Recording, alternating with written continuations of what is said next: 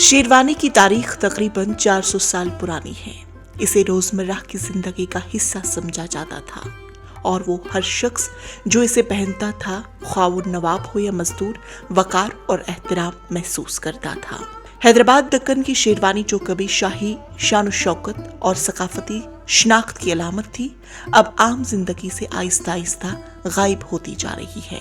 शेरवानी पहनने का रिवाज और हैदराबादी तहजीब में इसके असर से मुतालिक जब हमने हैदराबाद के मशहूर और मारूफ मुसन्निफ, मौरिख व अदीब अल्लामा इजाज फरूक साहब से बातचीत की तो उन्होंने कुछ यूं कहा।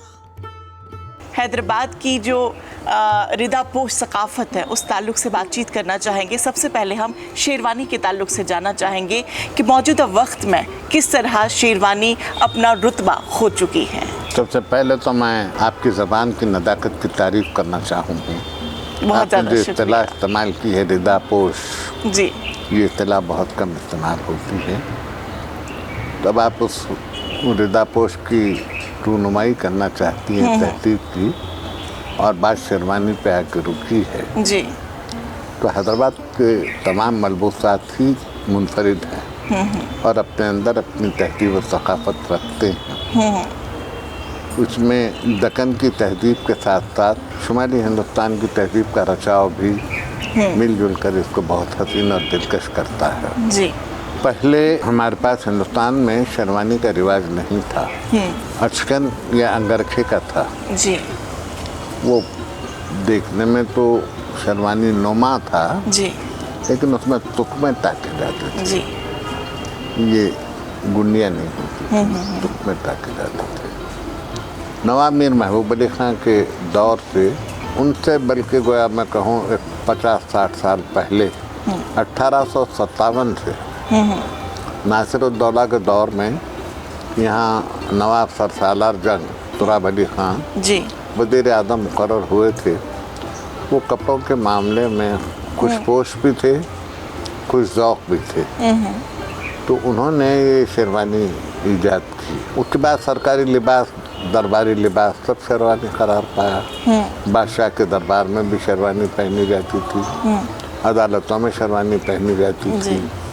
आवाम के पास आहिस्ता आहिस्ता शेरवानी रिवाज पा गई। एक बात आपसे कहूँ कि क्या ओहदेदार और क्या चपरासी सब शेरवानी पहनते थे, क्या अमीर और क्या रईस सब शेरवानी, लेकिन फ़र्क तबके के एतबार से कपड़े का भी था जी, कि बात शायद नाज़रीन के लिए दिलचस्पी का बात न हो जी, कि कुछ कपड़े ऐसे भी होते थे जिसको सिर्फ चांदनी रातों में पहना जाता था। वाह, शेरवानी क्या बात है। धूप में पहनो तो वो कपड़ा तड़क जाता था, उसमें शिगाफ पड़ जाती थी जी, यानी ये एक कहने को एक मसल है कि चांदनी रात के बजाय अगर धूप में कोई निकल जाए तो सांवला जाता है, लेकिन शेरवानी का कपड़ा तड़क जाता था। इतने नाजुक कपड़ों में शेरवानी होती थी।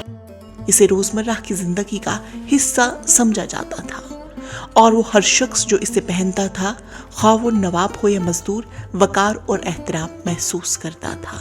कि उमरा और रईसों के पास शेरवानी में जरदोजी का काम होता था। जरदोजी, जरदोजी से मतलब ये है कि सोने चांदी के, आप जैसे आप ख़वातीन कचीलाकारी करती हैं, जी, जी, जी, ऐसे सोने चांदी के तारों से जरदोजी हुआ करती जी, थी शेरवानी। वो शेरवानियाँ पहनी जाती थी, लेकिन जो सबसे अच्छा कपड़ा शेरवानी के लिए तसव्वुर किया जाता था वो ट्वीड था। ट्वीड का, ओके, ट्वीड ऊन का बनता जी, है और बड़े नज़ाकत से बनता है। तो उमरा और खाल शुरफा ट्वीड इस्तेमाल करते थे, लेकिन उमरा में ये ज़ौक़ भी रहा कि वो कमकाब और अतलस की शेरवानियाँ भी पहनते थे। ख़ास तौर पर दूल्हा के लिए जो शेरवानी होती थी, नौशाह के लिए, वो कमकाब की होती थी। कमकाब की, तो कमकाब तो नाज़रीन, अब तो कमकाब ख्वाब हुआ। नवाबों की शेरवानी रेशम और सोने से बनी होती थी और इसमें पेचीदा कारीगरी होती थी, जबकि आम आदमी सादा कपड़े की शेरवानी पहनते थे। इन दोनों के लिए ये वकार और इज्जत की अलामत थी। पूरा ज़र का बना हुआ होता जी, जी, जी, चांदी के तारों से बुना हुआ कि उमरा और रईस, ये जो गुंडियाँ होती हैं शेरवानी की, आज तो प्लास्टिक की लगने लगी है। जी जी जी। उस जमाने में सोने और हीरे की गुंडियाँ होती। वाह क्या बात है। और हर रईस का अपना एक वजह इफ्तिखार था जी। वो अपनी शेरवानी के रंग के हिसाब से गुंडियाँ होती थी, किसी की जमरुद की, किसी की याकूत की, किसी की ज़बरदस्त की, किसी की हीरे की, किसी की लाल की, किसी की लाल बदख्शा की, इस किस्म की गुंडियाँ होती थी। लेकिन शेरवानी उम्र रसीदा लोग भी पहनते थे, अधेड़ उम्र के लोग भी पहनते थे, साहिबान सरबत भी पहनते थे, साहिबान शौकत भी पहनते थे, नौजवान भी पहनते थे। लेकिन नौजवानों की शेरवानी का आलम ये होता था कि ये ऊपर की ये कॉलर नहीं लगाया करते, दो गुंडियाँ खुली कि लोगों में शेरवानी पहनने के बाद भी वो अकड़ नहीं होती थी जी।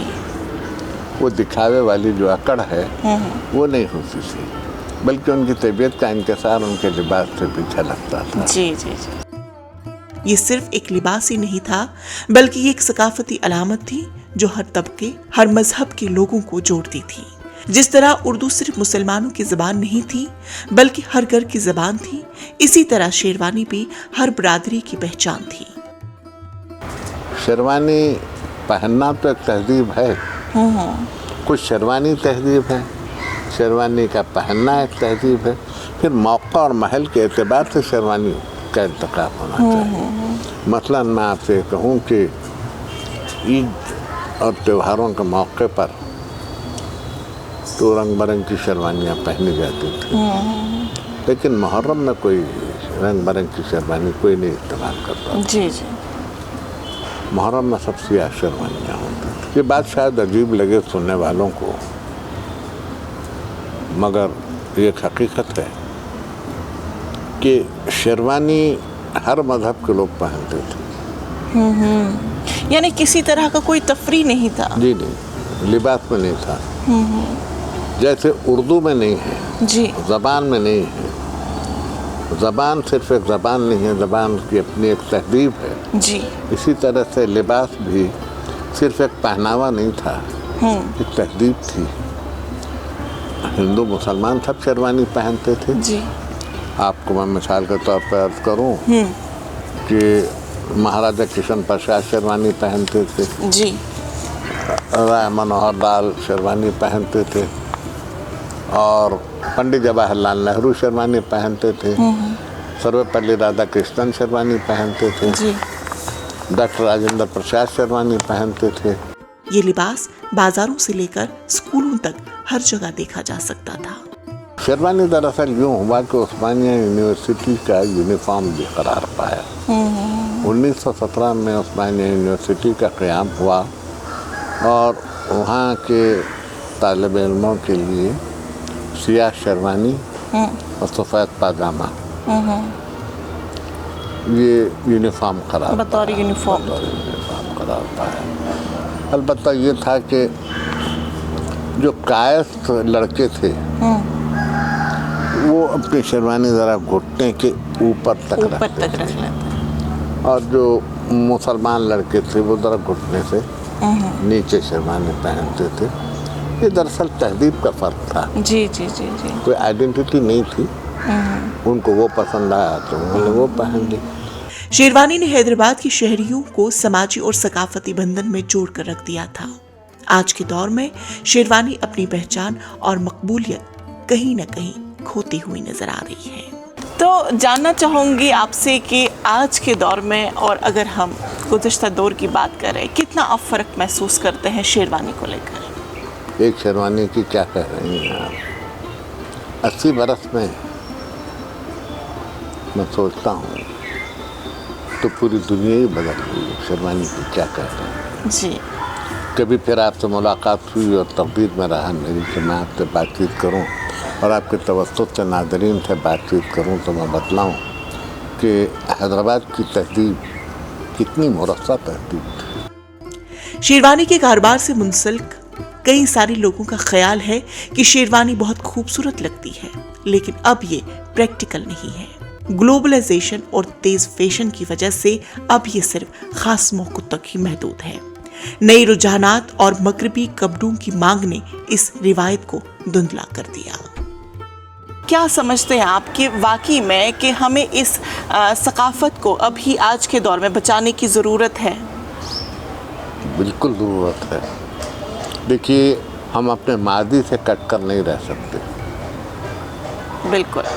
हम अपने मादी की रोशनी में हाल को देखते हैं और मुस्तकबिल की तामीर करते हैं। जो शख्स मादी से कट जाता है मुस्तकबिल की अक्कासी नहीं कर सकता। का कोई पता नहीं चलता। बेशक तरक्की का दौर है, लेकिन हमारा मादी भी बड़ा शानदार रहा है। मैं मजहब या फिरकों की बातें नहीं करता हूँ, मेरे मुंह में वो ज़बान नहीं है। काम जो उनका है वो अहले सियासत जाने। मेरा पैगाम मोहब्बत है, मोहब्बत जहाँ तक भी पहुँचे। 1948 17 सितंबर हैदराबाद में शाही का दौर खत्म हुआ, जमहूरियत का दौर आया। जब कभी करवट होती है, जब कभी इनकलाब आता है, तो कुछ ना कुछ बिगड़ता है, फिर कुछ नई चीज़ें आती।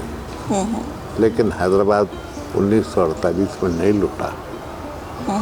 हैदराबाद लुटा 1956 में, जब इसकी तहजीब के तारपोर बिखेर दिए गए। किसी शहर की तहजीब का उजड़ जाना उस शहर के उजड़ जाने से कम नहीं होता। जब तहजीबें उजड़ जाती हैं तो हम उर्दू बोलने वाले ये कहते हैं कि किसी वीरान खंडर में एक चराग जला के शहर की बर्बादी का ऐलान कर दिया जाता है। कि 1956 शेरवानी सिर्फ लिबास ही नहीं बल्कि मीरास है। ये माजी और हाल के दरमियान एक पुल की तरह है जो नस्लों को जज्बाती तौर पर जोड़ता है।